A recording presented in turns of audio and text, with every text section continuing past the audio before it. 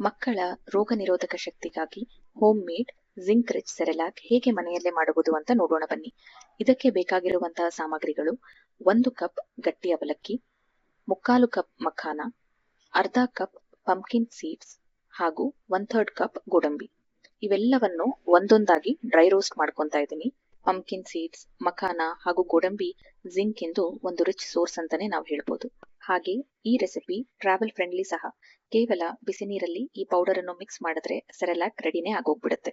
ಈಗ ತಯಾರಾದ ಮಿಶ್ರಣ ತಣ್ಣಗಾದ ಮೇಲೆ ಇದನ್ನ ಫೈನ್ ಪೌಡರ್ ಆಗಿ ಗ್ರೈಂಡ್ ಮಾಡ್ಕೊತಾ ಇದ್ದೀನಿ. ಪೌಡರ್ ಅನ್ನು ಜರಡಿ ಹಿಡಿದ್ರೆ ನಮ್ಮ homemade zinc rich Cerelac powder ರೆಡಿಯಾಗಿ ಹೋಗ್ಬಿಡುತ್ತೆ. ಸೆರೆಲಾಕ್ ಪೌಡರ್ ಅನ್ನು 1 ಮಂತ್ ತನಕ ಈಸಿಲಿ ನೀವು ಏರ್ ಟೈಟ್ ಕಂಟೈನರ್ ಅಲ್ಲಿ ಸ್ಟೋರ್ ಮಾಡಬಹುದು. 9 ತಿಂಗಳು ತುಂಬಿರುವಂತಹ ಮಗುವಿಗೆ ಹೆಸರು ಬೇಳೆ ತರಕಾರಿ ಕಿಚಡಿ ಹೇಗೆ ಮನೆಯಲ್ಲೇ ಮಾಡುವುದು ಅಂತ ನೋಡೋಣ ಬನ್ನಿ. ಇದಕ್ಕೆ ಬೇಕಾಗಿರುವಂತಹ ಸಾಮಗ್ರಿಗಳು: 1 ಕಪ್ ಪಾಲಕ್ ಸೊಪ್ಪು, ಹಾಗೆ 1 ಮೀಡಿಯಂ ಸೈಜ್ ಕ್ಯಾರೆಟ್ ನ ಸಣ್ಣದಾಗಿ ಚಾಪ್ ಮಾಡ್ಕೊಂಡಿದ್ದೀನಿ. ಸೇಮ್ ಕಪ್ ಅಲ್ಲಿ ಹೆಸರು ಬೇಳೆಯನ್ನು 1 ರಿಂದ 2 ಗಂಟೆ ನೀರಲ್ಲಿ ನೆನೆಸಿಟ್ಟು ಅದರ ನಂತರ ಪ್ರೆಷರ್ ಕುಕ್ಕರ್ ಅಲ್ಲಿ ಹಾಕೊಂತಾ ಇದ್ದೀನಿ.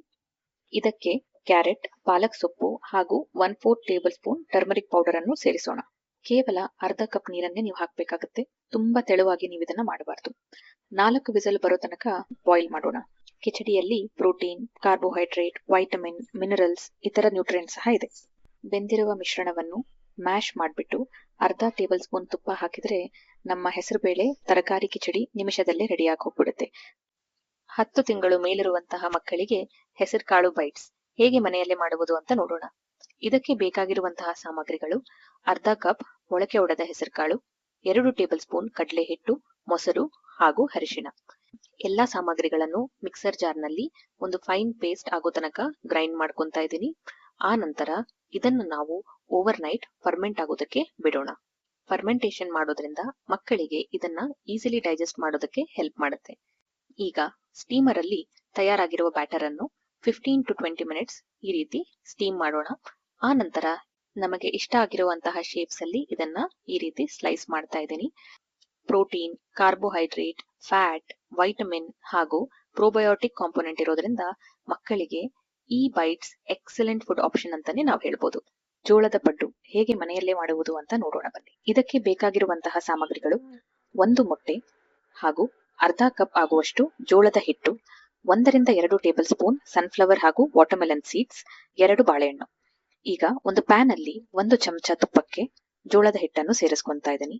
ಈ ರೀತಿ ಕಂದು ಬಣ್ಣ ಬಂದಾದ್ಮೇಲೆ ಸೀಡ್ಸ್ ಅನ್ನು ಹಾಕಿ ಡ್ರೈ ರೋಸ್ಟ್ ಮಾಡ್ತಾ ಇದ್ದೀನಿ. ಇದನ್ನು ತಣ್ಣಗಾದ ಮೇಲೆ ಒಂದು ಮಿಕ್ಸರ್ ಜಾರ್ ನಲ್ಲಿ ತಯಾರಾಗಿರುವ ಮಿಶ್ರಣ ಹಾಗೂ 2 ಬಾಳೆಹಣ್ಣು ಮತ್ತು 1 ಮೊಟ್ಟೆಯನ್ನು ಸೇರಿಸ್ತಾ ಇದ್ದೀನಿ. ಆದಷ್ಟು ಕಡಿಮೆ ನೀರನ್ನು ಸೇರಿಸಿ ಒಂದು ಥಿಕ್ ಕನ್ಸಿಸ್ಟೆನ್ಸಿ ಬರೋ ತನಕ ಇದನ್ನ ಗ್ರೈಂಡ್ ಮಾಡ್ಕೊತಾ ಇದ್ದೀನಿ. ಈಗ ಪಡ್ಡು ಮಾಡುವ ತವಾಗೆ ತುಪ್ಪದಿಂದ ಗ್ರೀಸ್ ಮಾಡಿ ತಯಾರಾದ ಮಿಶ್ರಣವನ್ನು 5 ರಿಂದ 6 ನಿಮಿಷ 2 side low to medium flame ಅಲ್ಲಿ ಹೀಟ್ ಮಾಡ್ಕೊತಾ ಇದ್ದೀನಿ. ನೋಡ್ತಾ ಇದ್ದೀರಲ್ಲ, ಪ್ರೋಟೀನ್ ಹಾಗೂ ನ್ಯೂಟ್ರಿಯೆಂಟ್ಸ್ ರಿಚ್ ಜೋಳದ ಪಡ್ಡುಗಳು ನಿಮಿಷದಲ್ಲೇ ತಯಾರಾಗೋಗುತ್ತೆ. ಈ ವೀಕೆಂಡ್ ರೆಸಿಪಿಯನ್ನು ಟ್ರೈ ಮಾಡಿ ಹಾಗೆ ನಿಮ್ಮ ಅನಿಸಿಕೆಯನ್ನು ಕಮೆಂಟ್ ಸೆಕ್ಷನ್ ಅಲ್ಲಿ ತಿಳಿಸ್ಕೊಡಿ. ಮುಂದಿನ ಶನಿವಾರ ಮತ್ತೆ ನಿಮ್ಮೆಲ್ಲರನ್ನೂ ಭೇಟಿಯಾಗುತ್ತೇನೆ. ಅಲ್ಲಿಯವರೆಗೆ ಟೇಕ್ ಕೇರ್.